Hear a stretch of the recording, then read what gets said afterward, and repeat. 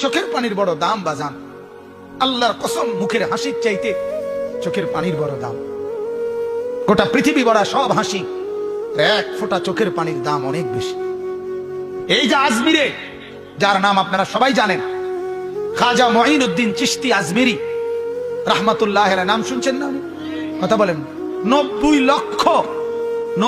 লক্ষ বেঈমান যার হাতে কালেমা পড়ে মুসলমান হয়েছে। 9 লাখ না, 9 লাখ না, 90 লাখ।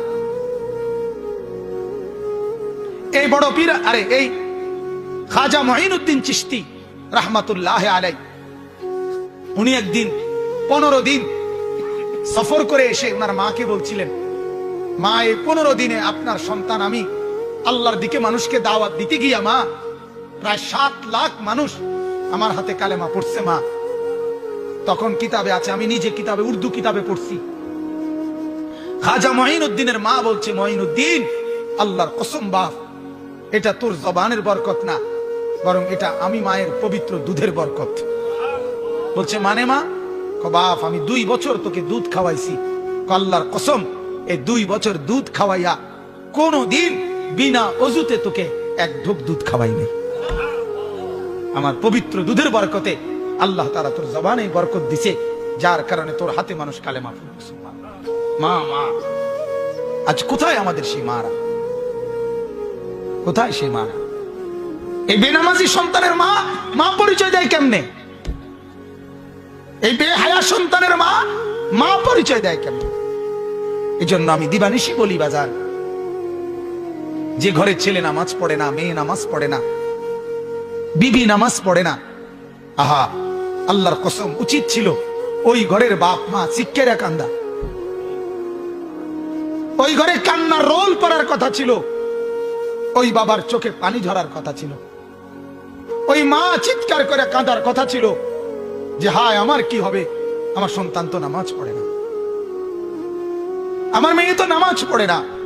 আল্লাহর কসম, এটা হওয়া কথা ছিল মুসলমানের ঘরে।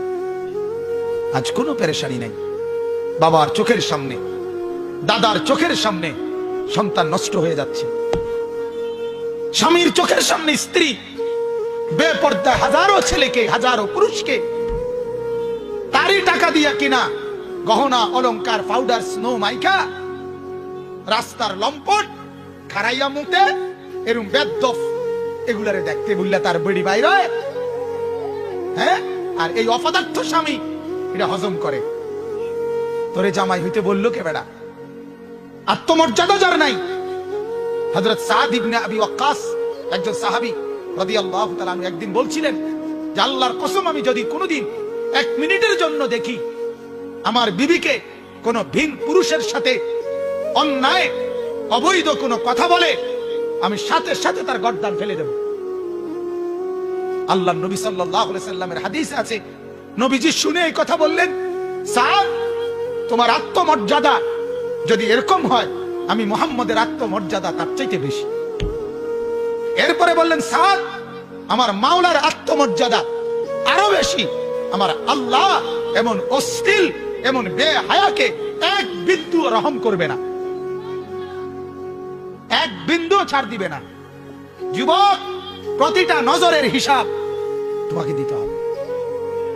ভাত খানার নাম জিন্দিগি মনে করো না। হ্যাঁ, সারাদিনে ভাত কতটি খাও আর টুটু টুটু করে ঘুরো, অসুবিধা কি? হ্যাঁ, এটারই জিন্দিগি ভেবো না। জীবন মানে মোবাইল একটা, জীবন মানে একটা মোটরসাইকেল, হ্যাঁ, জীবন মানে সিবা ফ্যান, জিন্দিগি মানে এই মাথা চুল এগুলারে শয়তানের মতো কাটায়, এগুলো জীবন কয়, এগুলারে জিন্দিগি বলে? বলেন পৃথিবীর কোন বইয়ে এগুলারে মানুষের জীবন বলে? মোটরসাইকেল, মোবাইল, সিবা ফ্যান, টুটু করে ঘুরে, রাস্তার পাশে মেয়ে হাঁটে, তুমি পিছে পিছে সামারের মতো, হ্যাঁ, ছাগলের মতো তুমি পিছে পিছে হাঁটো, অপদার্থ কোথাকার। এটা কোনো জিন্দিগি হলো? এই জিন্দিগির চাইতে মরে যাওয়াই তো ভালো ছিল বেটা। কয় নারী দিয়ে তুমি চলবা? হ্যাঁ, কয়জন বেড়ি দরকার? কথা বলেন না। একটা ছেলের কয়টা বেড়ি দরকার? আস্তাগফিরুল্লাহ। গুনাহের মধ্যে ডুবে গেছে, নাফরমানির মধ্যে ডুবে গেছে ছেলেরা, অস্থিরতার মধ্যে ডুবে গেছে। মার খবর নাই, বাবার খবর নাই, স্বামীর খবর নাই, কারো কোনো হায়া লজ্জা নাই। মহিলা সারাক্ষণ টেলিভিশনে নাচ গান, নাটক, সিনেমা, হিন্দি সিরিয়াল এগুলো দেখতেছে, একটার পর একটা পাউডার, সুনু, জামা কাপড় বদলাইতেছে। আর বাজারে বাজারে একদিন কিনে জুতা, আরেকদিন কিনে বদনা, আরেকদিন কিনে জামা, যে একটা একটা করে করে আলগা আলগা কিনে। এক লগে কিনতো না, কারণ এক লগে কিনলে তো একবারে কিনে হয়ে গেল। এক দোকান থেকে কোনো খরচা করে না, এক দোকান থেকে খরচা করলে 1 ঘন্টা লাগাইয়া যে পাউডার তৈরি লেগেছে, এটা যদি কমপক্ষে 30টা দোকানে না দেখাইতে পারে তো খরচা উঠাইয়ে না। এটা খরচ আছে না, পাউডার, সুনু, ফেয়ার এন্ড লাভলি, মেকআপের এটা খরচ আছে। তো এই খরচাও তো উঠাইতে হইব। হ্যাঁ, বলেন নাউজুবিল্লাহ, বলেন নাউজুবিল্লাহ। আমার মাকে জিজ্ঞেস করেন, আপনার মেয়েকে জিজ্ঞেস করেন, কারে দেখাও? তোরে যারা দেখে ওরা তোর দুশ্চরিত্র, লম্পট, আরে মুদ্দা ফানি লয় না, দুর্গন্ধওয়ালা যাদের ফ্যান, এরম অসভ্য, এতে দেখতে লাভটা কিটা? কথা বলেন না কেন? কোন ভালো মানুষ দেখে? কোন নামাজি লোক দেখে কোনদিন? কথা বলেন। কোন বেহায়া নারীকে কোন নামাজি দেখে কোনদিন?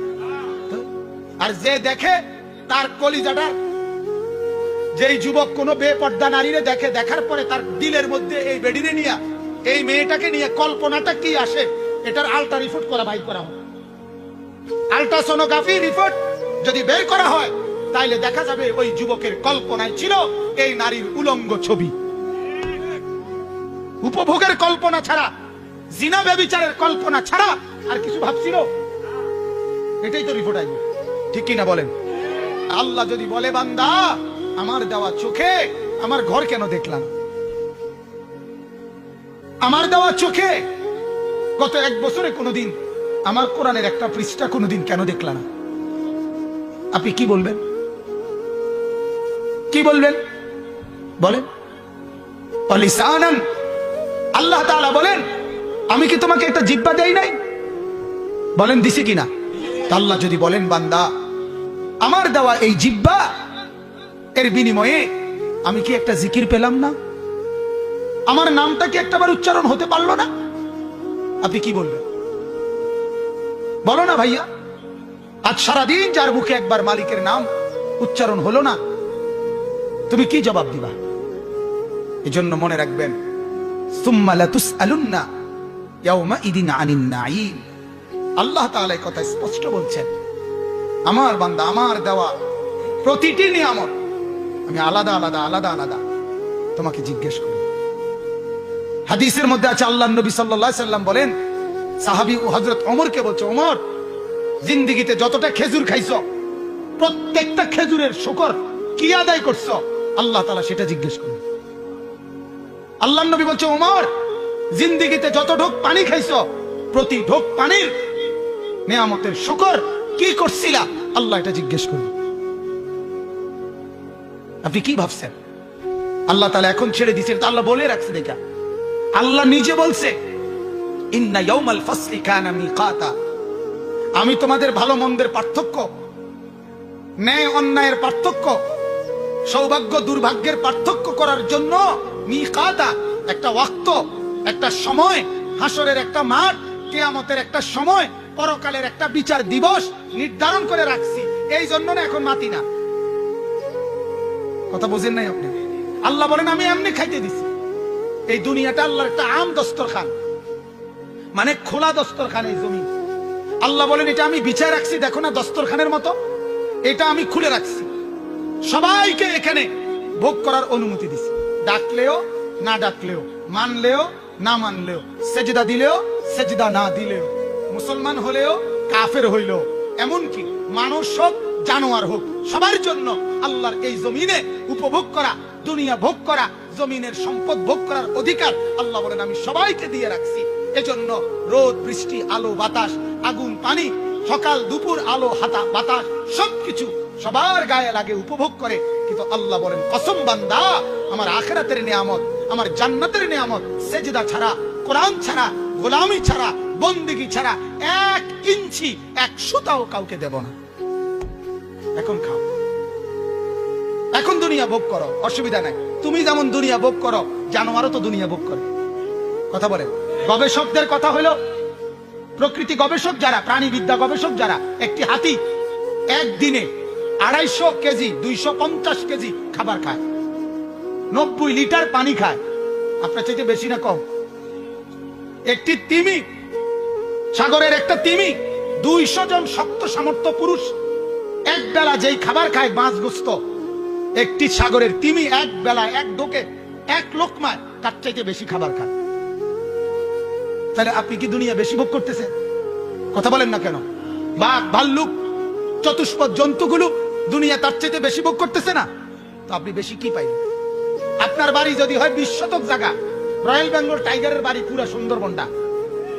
কথা বলেন না কেন? পদ্মার ইলিশের এরিয়া পুরা পদ্মা নদীটা। তাহলে আপনি বেশি কিতা? আপনি কিতা বাড়ি লিয়ে ফুডাঙ্গিরি মারেন? কথা বলেন না কেন? আপনি বেশি কি পাইলেন? আল্লাহ তাআলা বলেন, কুল মাতাউ দুনিয়া কালিল। আল্লাহ বলে, বান্দা তামাম দুনিয়াটাও যদি তোমাদেরকে দেই তাও তো কালিল, সামান্য, সামান্য, কিছু না। ওমাল হায়াতুদ দুনিয়া ইল্লা লাহবুন ওয়া লাইব। আল্লাহ বলে দুনিয়া এটা তো খেলতামশা। অর্থাৎ বান্দা বিল্ডিং করে, আল্লাহ কয় তামসা করে। কি করে? তামসা করে, তামসা। এতে জমি কিনে, আল্লাহ তোমার তামসা না। সেজদা কই? গোলামি কই? বন্দিগি কই? জিকির কই? আখিরাত কই? যাকাত কোথায়? হজ কোথায়? আমার গোলামি কোথায়? আল্লাহ বলে এগুলো যার জীবনে নাই সে তো আসলে মালাঠোলা নিয়া তামসা না করে, মালাঠোলা। এই জন্য বাপ, এই আয়াতের তাফসীর করার জন্য এই কথাগুলো আমার বলা হয়ে গেছে। আমি শুধু এবার তরজমাটা বলি, আমার কথা শেষ। আল্লাহ তাআলা বলেন, ওয়ালাকাদ আতাইনা লুকমানাল হিকমা। আল্লাহ তাআলা বলেন, আমার একজন প্রিয় বান্দা ছিল লোকমান, আমি আল্লাহ তাআলা তাকে হিকমত দান করছিলাম। এই লোকমান আল্লাহর একজন নেক বান্দা ছিল, যে ছিল একজন কৃতদাস। আইয়ুব আলাইহিস সালামের জামানায় যে কাঠের কাজ করত। আল্লাহ তাআলা বলে, কিন্তু কৃতদাস হওয়ার পরেও, কাঠের কাজ করার পরেও আমার বন্দিগি পুরাপুরি করত এবং আমার এক বিন্দু নাফরমানি কখনো করে নাই। যেন আমি খুশি হয়ে একদিন রাত গভীরে ফেরেশতার মাধ্যমে, তাফসীর ইবনে কাসিরের মধ্যে আছে, আল্লাহ তাআলা তাকে আল্লাহর শ্রেষ্ঠ নেয়ামত হিকমত, এটা আল্লাহ বলেন আমি তাকে দান করলাম।